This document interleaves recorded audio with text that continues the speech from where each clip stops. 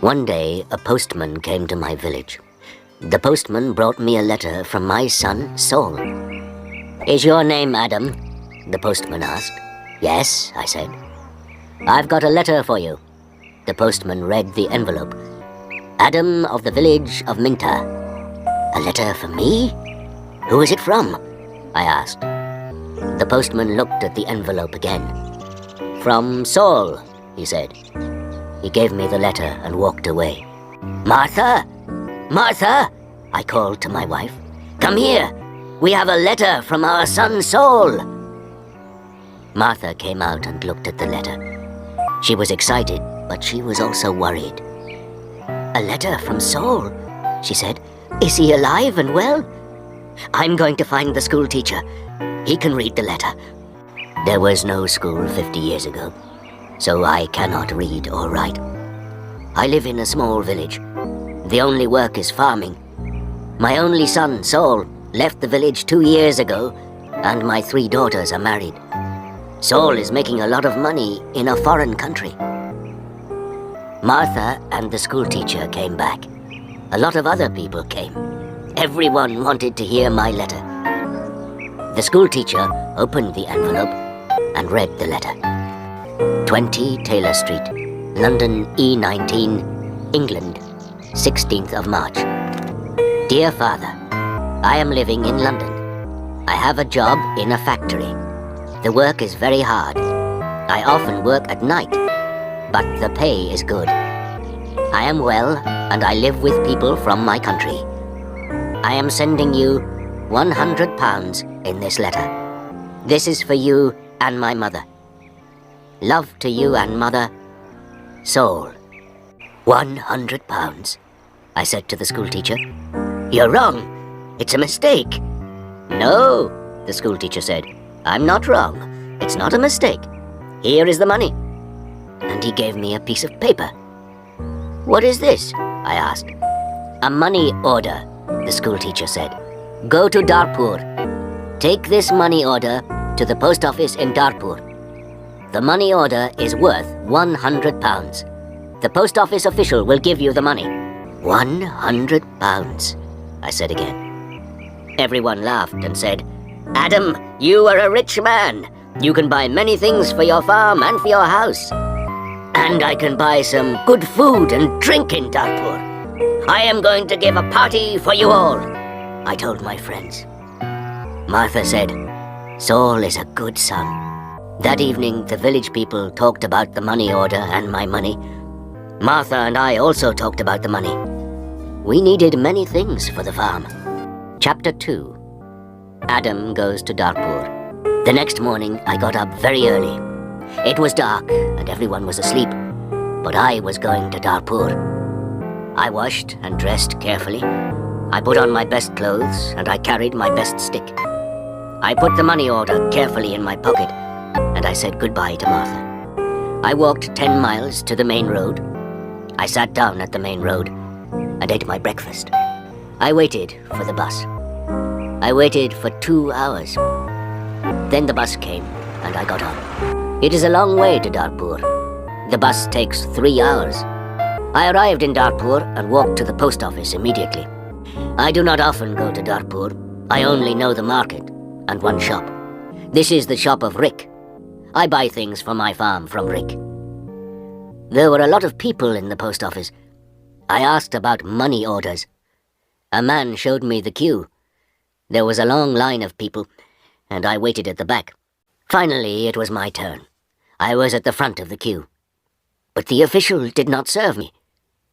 "Excuse me," I said. "It's my turn. I'm next." "You are next. Old man, I'm very busy," the official said. Look at my papers. Look at all these people. I am very busy, and you must wait." So I waited.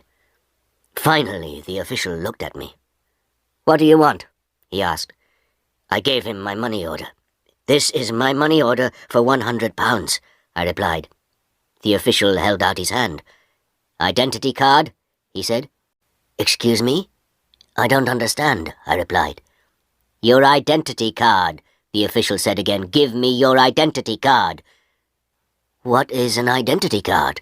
I asked. I can't give you any money for this money order. First, I must see your identity card. Your identity card gives your name and your address. Your identity card describes you. There is a photograph of you in your identity card. I don't know you. Who are you?" The official was a little angry, but I was also angry. "Who am I?" I said. "Everyone knows me. I am Adam of the village of Minter. I haven't got an identity card, and I don't need an identity card."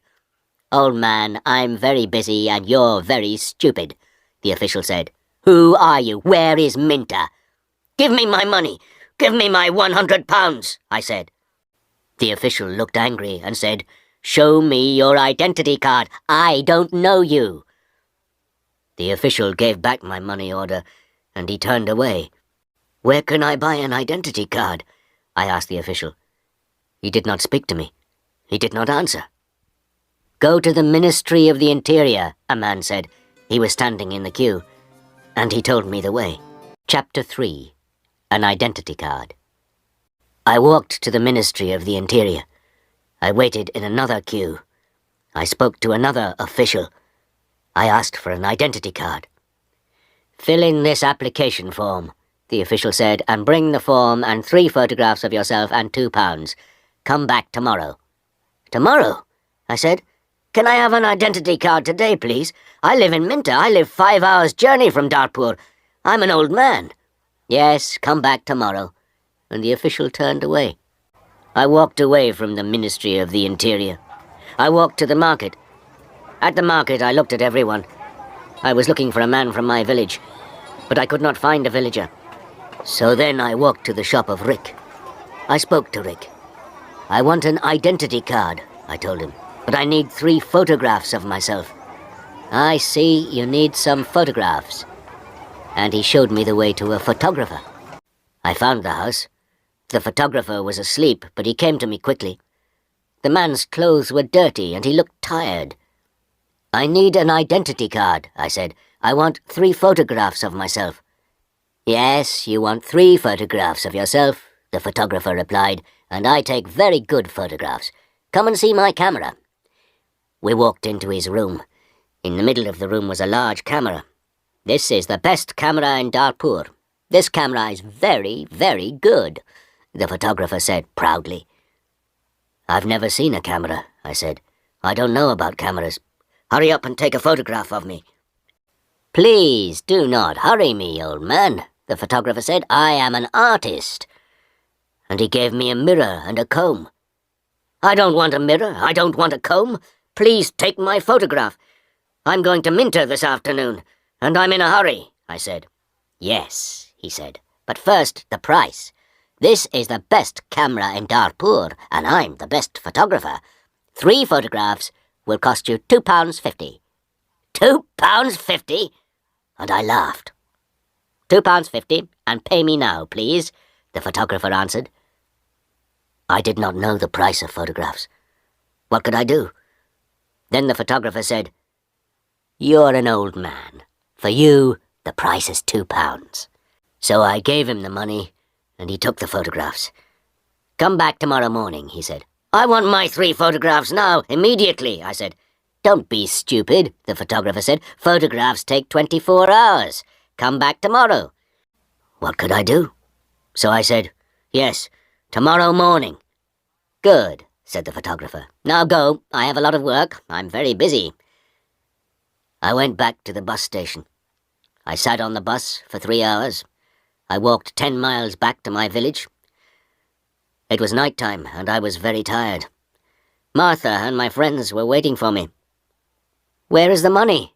Martha asked. "I have no money. I cannot change the money order. First I must have an identity card." And I told Martha everything. "Tomorrow I am going to Dartpur again," I said. Then I did not talk again. I was very tired, and it was late at night. I lay on my bed, and I slept. Chapter 4. No Photographs. I woke up late the next morning. The sun was already high. I did not walk to the main road and catch a bus. All the buses go to Dartpur early in the morning. So I stayed at home on Wednesday. I was still very tired. I rested and talked to the villagers about the money order. I told them about the identity card and the photographer. The school teacher said, "Yes, the official is correct. In a post office, you always show your identity card." The school teacher filled in my application form for an identity card. On Thursday, I travelled to Darpur again. I walked to the main road and I caught a bus. In Darpur, I walked to the house of the photographer. I knocked on the door of the house. No one came to the door. I knocked again loudly with my stick. A woman opened the door. "Who are you? What do you want?" she asked. "Can I have my photographs, please?" I said. "Your photographs? I have no photographs," the woman replied. "I came here on Tuesday. Where is the photographer?" I asked. "He's out. He's not here." And the woman closed the door. I shouted at her, "I'm waiting here for him." After a long time, the photographer came back. He looked tired, and he smelt of beer. "Give me my photographs," I said. "I have waited a long time for you." The photographer looked at me and said, "I don't know you, old man. What photographs are you talking about?" "My 3 photographs for my identity card. I paid you £2 for them on Tuesday. Give me my photographs immediately or my money." "Your photographs? Your money? What are you talking about?" the photographer said. "Show me the paper. Show me the receipt for your money." "My receipt?" I asked. "Yes, where is your receipt?" the photographer asked. "You didn't give me a receipt," I shouted. "Give me my photographs or my money immediately." And I hit the photographer hard with my stick. I am old, but I am still strong. The photographer fell on the ground. He shouted, "Help! Help! This old man is killing me!" And I hit him hard again. Lots of people ran out of their houses. I hit the photographer again, and 2 men held me. I could not get away from the 2 men. The photographer was very angry, and I was very angry. Lots of people were shouting. Then a policeman came. The photographer shouted to the policeman, "This old man hit me 3 times with his stick. He's a thief and a murderer. He wants my money." The policeman held my arm and said, "Come with me to the police station." I did not say anything. We walked to the police station. At the police station, the policeman asked me, "Did you hit that man 3 times?"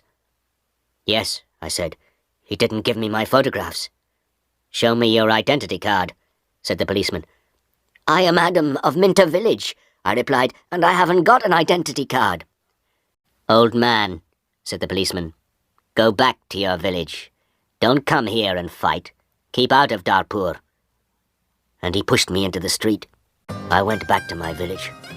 I was tired and angry. Chapter 5. Adam changes his money order. Next day I told my story to all the villagers. The villagers were angry. Martha was very unhappy. She said, "Saul is working very hard. He is sending money and we can't have the money. What are we going to do?" I did not know. Then in the evening the school teacher came to my house again. "Adam, perhaps I can help you," the school teacher said. "Here is a letter to Mr. Sheth." "Mr. Sheth?" I said. "Who is he?" "He's an important man in Darpur, and he's a friend of my wife's cousin," replied the school teacher. "This letter is to Mr. Sheth. The letter is about your money order. Perhaps he can help you."